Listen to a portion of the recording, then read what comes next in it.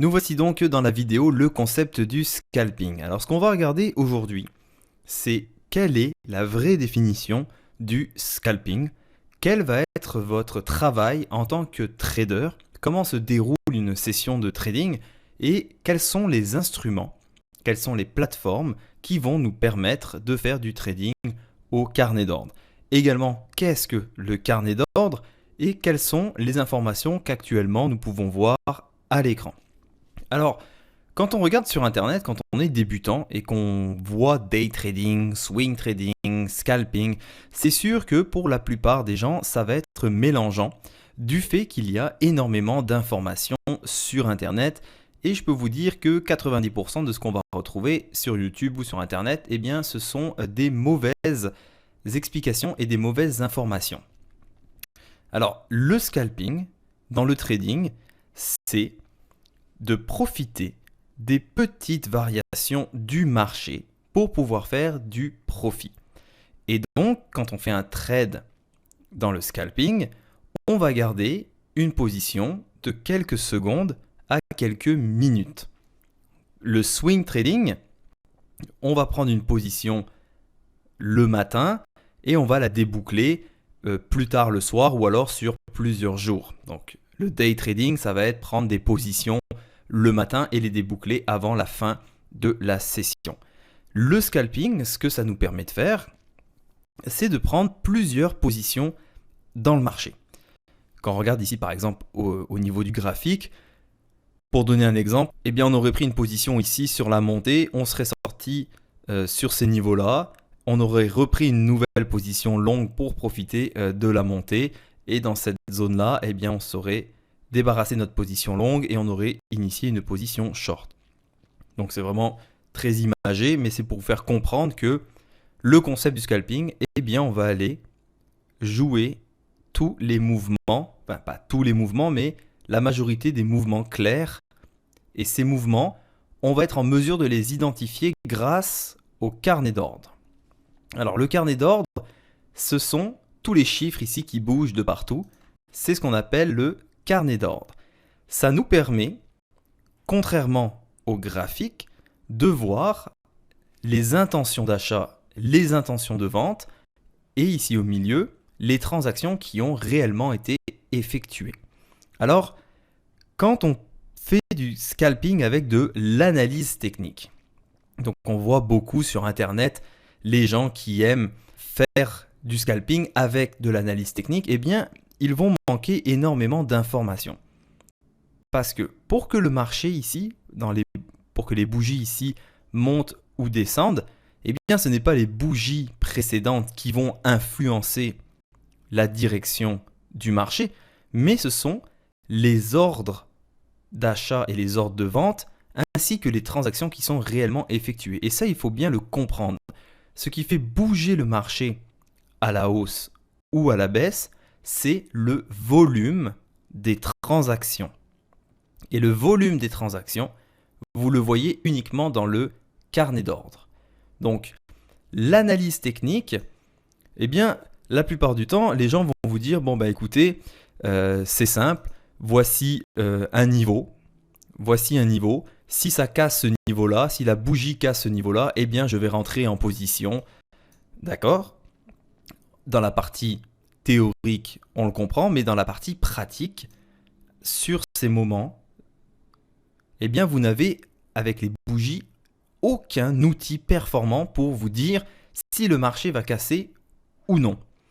Et quand on fait de l'analyse technique, eh bien, on va vous dire, bon, bah, vous tracez vos lignes, donc des fois ça ressemble complètement à n'importe quoi, et vous allez dire, ben, vous placez votre stop à tel niveau et votre take profit à tel niveau. Pourtant, vous allez risquer énormément en plaçant un stop basé sur un point technique qui ont été créés par des lignes que vous avez mis dans le marché. Parce que quand le marché a évolué dans cette zone-là, le contexte du marché est complètement différent de celui-ci. Et donc, le carnet d'ordre vous permet de voir en temps réel s'il y a des gros traders, des grandes banques, des gros fonds d'investissement qui sont en train de balancer des millions dans le marché. Et c'est ces gros traders, c'est ces grosses mains qui vont créer du volume et le volume va donner une direction au marché. C'est nullement les bougies ici qui vont décider de la direction du marché. Basez-vous bien sur quelque chose. Imaginez-vous une réunion de chez Goldman Sachs ou chez des gros fonds d'investissement ou des très gros traders. Et ils vont commencer à se dire, écoutez, si aujourd'hui on a une cassure de telle bougie et que vous avez le Fibonacci avec les moyennes mobiles qui se croisent, alors on va initier une position de 400 millions de dollars dans le marché. On s'entend que c'est complètement ridicule. L'analyse technique, effectivement, elle va vous être utile si vous faites du trading long terme.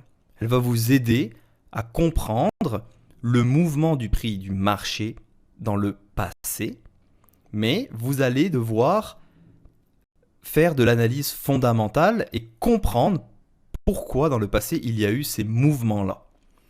Le carnet d'ordre, quand on trade uniquement avec les carnets d'ordre, de toute façon, on ne se sert jamais des graphiques pour trader. La seule fois où est-ce que vous allez me voir utiliser des graphiques, ça va être quand on va faire la préparation de la session. Donc quand on va préparer sa session de trading, effectivement, on va ouvrir les graphiques juste pour se rappeler à peu près qu'est-ce qui s'était passé dans la session. Donc on va juste se rappeler quels étaient les niveaux de prix. Mais on ne va pas être en mesure de savoir si, par exemple sur cette bougie-là, il y a eu une énorme bataille. Donc il y a eu beaucoup de traders qui ont fait beaucoup de volume et la bataille a été dure. Ça, on ne va pas être en mesure de s'en rappeler. Donc le carnet d'ordre, ça vous permet de voir en temps réel ce qui se passe. Donc le carnet, vous êtes en réaction à ce qui est en train de se passer dans l'instant T. Et sur les graphiques, si vous tradez avec des graphiques, vous allez essayer de deviner l'avenir, deviner ce qui va se passer, en se basant sur des bougies sur lesquelles vous avez énormément d'informations qui vous manquent et surtout, vous êtes basé sur des choses qui se sont déjà passées et sur lesquelles vous ne pouvez pas comprendre le contexte de la chose. Alors, les carnets d'ordre, on va regarder ensemble comment ça fonctionne. Donc, peut-être que la plupart de vous connaissent déjà et savent déjà à quoi ça ressemble un carnet d'ordre, mais pour ceux qui ne savent pas, on va faire un tour rapide. Alors, ce que vous avez ici en bleu, ce sont le bid, donc les intentions d'achat. En rouge, nous avons ce que l'on appelle le ask, ce sont les intentions de vente. Donc c'est le nombre de traders qui décident de placer des ordres dans le marché pour initier une position short. Et dans le bid ici, ce sont le nombre de traders qui veulent initier une position longue. Ce que vous avez là, c'est la colonne du prix. À côté, c'est ce qu'on appelle le volume profile. Donc le volume profile, ça va vous servir à garder en mémoire le nombre de transactions qui a été réellement effectué depuis le début de la session. Et donc, quand on parle de support et de résistance, eh bien, ce n'est pas avec des lignes d'analyse technique qu'on va les repérer, mais ça va être grâce au volume profile. Parce que le volume profile va vous donner les zones où réellement il y a eu de la bataille et ce sont les réelles résistances et les réels supports par rapport au volume de transactions qui s'est passé dans le marché. Au milieu, c'est ce qu'on appelle le tape, le inside print. Donc ça va vous montrer le nombre de contrats, le nombre de transactions qui en ce moment sont réellement effectuées, soit au prix des acheteurs, soit au prix des vendeurs quand c'est en rouge. Et donc, votre boulot en tant que trader au carnet d'ordre, ça va être d'analyser l'offre et la demande et de voir les transactions qui sont réellement effectuées. Donc c'est avec ces deux informations qu'on va être en mesure de remarquer les manipulations dans le carnet et qu'on va être en mesure de prendre des décisions de trading. Alors, ce qu'il faut savoir également, c'est que les professionnels sont sur les carnets d'ordre. Si vous ouvrez Google Images et que vous tapez Trading Floor, vous allez tomber sur des images de grands fonds d'investissement sur lesquels vous allez voir que des dômes comme ceci. Vous n'avez pas de graphique avec les moyennes mobiles, les Fibonacci, les stochastiques et tout ça. Vous n'avez aucune chance de faire du trading, de vivre de votre trading en faisant du scalping si vous utilisez des indicateurs et l'analyse graphique. Je peux vous le garantir. Tout au long de cette formation, on va regarder comment trader uniquement avec les carnets d'ordre. Et vous allez voir que ça va prendre du temps. Mais vous allez voir que, fur et à mesure, vous allez être en mesure, rien qu'en regardant le mouvement dans les carnets d'ordre, vous allez être en mesure de vous faire le graphique dans votre tête. Si vous gardez toujours un œil sur le graphique, eh bien écoutez, vous n'allez pas évoluer en tant que trader. Il faut complètement enlever les graphiques et juste se baser sur le price action. Donc le price action, c'est quoi? C'est le nombre de transactions qui sont en train d'être exécutées, comment réagissent les bids, comment réagissent les asks et voir le mouvement du marché. Alors dans le trading, au carnet d'ordre, c'est tout le monde qui balance de l'argent et le côté acheteur ou vendeur qui a balancé le plus d'argent dans le marché, eh bien va faire décaler le marché. L'avantage, c'est que le marché des contrats futurs s'est émis par la bourse de Chicago, donc le CBOT, et c'est un marché qui est centralisé. Donc, vous avez cette transparence. En ce moment, moi, des milliers de traders dans le monde, des grands fonds d'investissement, quand ils ont les carnets d'ordre, eh bien, ils vont voir exactement la même chose que moi. Donc, ils vont être en mesure de voir les mêmes intentions d'achat, les mêmes intentions de vente et les mêmes transactions qui se passent en ce moment dans le marché. Pourquoi? Parce que c'est un marché centralisé. Donc, toutes les ordres, toutes les transactions sont faites à un seul endroit, dans une seule bourse qui est le CBOT à Chicago. Il va y avoir également des horaires de trading. Alors, tout au long de cette formation, quand je vais parler d'une certaine heure, quand je vais dire 10 heures, quand je vais dire 13 heures, ce sera toujours par rapport à l'heure de New York, donc l'heure de l'Est de New York. Donc le marché des bons du Trésor ouvre à 8h20. La bourse de New York ouvre à 9h30. Ce que vous voyez ici, ce sont les bons du Trésor américain. Le ZB, c'est le bon du Trésor américain sur 30 ans. Le ZN, c'est le bon du Trésor américain sur 10 ans. Et vous avez le ZF, qui est le bon du Trésor américain sur 5 ans. Alors, on va peut-être me demander, mais pourquoi on est obligé d'avoir ces trois bons? Eh bien, la réponse est simple, c'est que ces trois bons fonctionnent en corrélation. Ça veut dire que pour avoir une lecture globale du marché, vous devez être en mesure de lire les trois bons en même temps. Et vous allez voir tout au long de cette formation à quel point c'est utile d'avoir ces trois bons.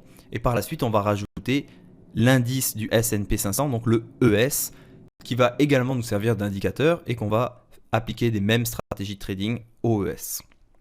Quand on parle de volatilité, on m'a plusieurs fois parlé, quand je parlais à des nouveaux traders, ils me disaient, moi j'aime bien les marchés volatiles, très volatiles, parce que ça permet de faire des gains très rapidement, parce que le marché va décaler de plusieurs niveaux de prix d'un côté comme de l'autre. Vous avez raison. Mais pourquoi je vais sélectionner moi les bons du Trésor? Parce que premièrement, c'est un carnet lourd. Un carnet lourd, c'est quand à chacun des niveaux de prix, il y a énormément de contrats d'un côté et de l'autre. Un carnet léger, à la place d'avoir ici, vous voyez, 3400, 4000, vous allez avoir, on va dire, 12, 20, 30 contrats. Donc ça va être beaucoup plus facile pour les gros intervenants de faire décaler le marché sur des carnets légers que sur des carnets lourds comme on voit en ce moment. L'avantage des bons du Trésor, c'est que ça va vous permettre de limiter votre risque au minimum. Dans le carnet d'ordre, on est en mesure de savoir instantanément si on a tort. Donc quand on rentre dans une position, grâce au bid, au ask et au inside prints, si on rentre dans une position et qu'on se rend compte que finalement on a eu tort, eh bien le carnet d'ordre va être en mesure de nous dire tout de suite, grâce aux informations qu'on va y voir, il faut que tu sortes de ta position, ça ne marchera pas. Tandis que si vous êtes basé sur l'analyse technique, eh bien on va toujours vous dire de mettre un stop à un certain niveau. Donc tant que le marché va décaler vers votre stop, vous dites mon stop est à ce niveau-là, donc je vais attendre que mon stop soit touché. Dans les carnets d'ordre, quand vous tradez, vous ne devez jamais attendre que votre stop soit touché. Vous allez le voir tout de suite s'il y a un problème. Donc c'est un des avantages. Également, grâce au carnet d'ordre, vous allez être en mesure de savoir exactement quand le marché va se retourner. Donc vous allez voir, il y a une vidéo qui parle de l'absorption et du backticking sur lequel je vais vous montrer des trades que j'ai pris en réel sur lequel je suis sorti exactement quand le marché se retournait. Et il n'y a rien de magique là-dedans.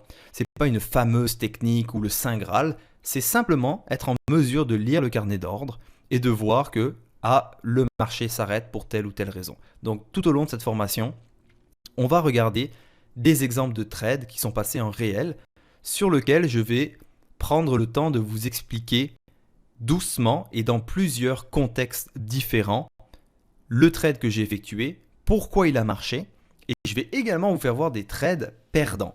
Parce que c'est très important de vous faire voir quand les choses ne marchent pas. Pourquoi ? Simplement pour que vous ne fassiez pas les mêmes erreurs. Et on apprend beaucoup plus quand on regarde les erreurs des gens que quand on nous montre que tout va bien et que tout est beau. Donc vous allez voir des exemples de trades qui n'ont pas marché. Et j'ai également intégré quelques trades vraiment stupides pour vous faire voir qu'est-ce qu'il ne faut jamais, mais au grand jamais faire. Donc mon nom, moi, c'est JB. Et ça fait maintenant plus de 10 ans que je suis dans le trading. Je me suis spécialisé depuis 6 ans, un peu plus de 6 ans maintenant, dans les carnets d'ordre. Donc je trade absolument plus avec aucun graphique. Je me base uniquement sur le price action. Je peux vous dire que depuis que je suis passé sur les carnets d'ordre, eh bien, j'ai enfin atteint un niveau de trading professionnel. Pourquoi ? Parce que les carnets d'ordre, les contrats futurs, ce sont des marchés professionnels. Ce sont des façons de faire comme les professionnels. Donc pour avoir des résultats de pro, il faut agir comme les pros. Et c'est ce que je vais vous montrer aujourd'hui.